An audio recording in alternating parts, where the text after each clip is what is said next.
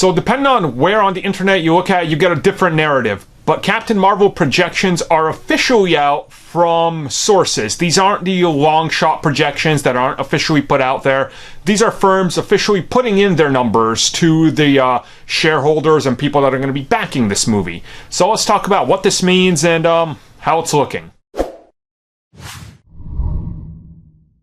So with any movie, if you're projected to open with 100 to 120 million, you would think everybody would be singing the praises. Apparently, this is the end of the MCU as we know it because it's opening with 100 million, projection-wise. So originally, it was expected, and I mean long-term projections, like we're talking about 2 months ago, 140 to 180. Now, these were never official. These are just rumored numbers that people are looking at it, gauging by interest early on. Now we're getting official numbers of 100 to 120 million. So what this means is that this is what's being told to people backing this project, you know. So when you go into it, you're expecting big numbers. So depending on how this comes out, you know, there's a lot of gain as in terms of money for people that are involved. So, you know, like Doritos is going to have Doritos with Captain Marvel.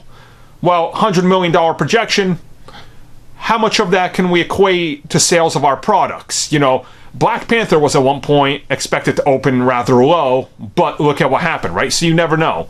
Aquaman, Venom, same story. So 100 million, let's say, projection is rather good considering we haven't actually seen this character before ever. She hasn't appeared in any other Marvel movie, you know, other than a post-credit scene, who most people don't stand watch. She's not like Black Panther, where she's actually had a supporting role. She's not even featured in the Endgame footage, which we know she's in there to hype up her Avengers, right? So, looking at this in an interesting light, there's the two ways of looking at it. There's the people that are obviously going, well, it's 100 million, it's a huge success, it's going to make back its budget opening weekend, and it's going to be in profit by that Monday, which is rather true. On the other hand, people are going, well, it was supposed to have 180 million, and now it's 100, so it's a failure, when it was never supposed to have 180 million, considering that was the long shot projection that was never told to any investor. So you can't gauge it on that, right? It doesn't make sense.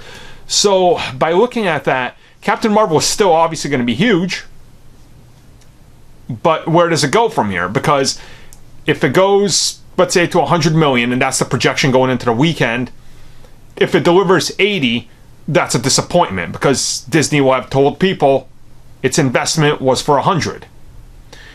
If it goes in for 100 and it walks away with 140, then everybody wins, and it's bigger than ever expected. So, you know, what are you really going to do? I don't know, but what kind of doesn't make sense to me is, how was Venom and Aquaman a huge success by opening with far less, and they've been seen in other products, but Captain Marvel hasn't been in anything, and she's seen as a failure before her movie's even out? It's almost like there's a narrative that they're trying to spin out there. I can't place my finger on what it is. Some sort of agenda against an agenda that they have. Beats me.